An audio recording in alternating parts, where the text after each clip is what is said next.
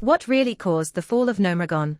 Remember that Titan facility, Uldaman? When that facility was originally constructed, they were trying to make a Titan forge, but it was too complex of a design, and it turns out to be this abnormally strong and kind of deformed creature that we would eventually go on to know as the Troggs. And she created all those stasis chambers, the earthen and stuff like that would eventually go into it. And she's like, we're just going to keep the Troggs in the stasis chambers for right now. And they forgot about them. The dwarfs would go into Uldaman, and while they're going in there, they accidentally awaken all of these sleeping Troggs that end up just slaughtering all of these dwarves.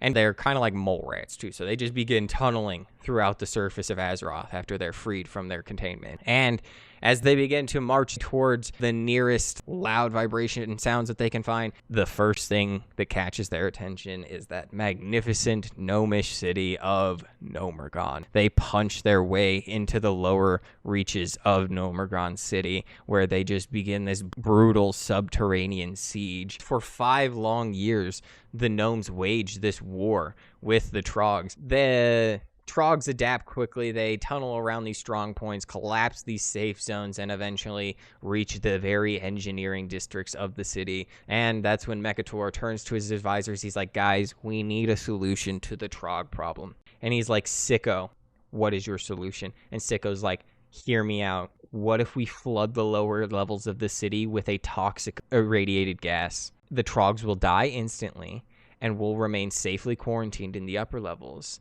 protected by my patented filters. And Mekkatorque's like, I don't know. Let me see the data. And Sicco presents the data, charts, data, simulations, all of it that says it will work as intended. However, Sicco had falsified the data.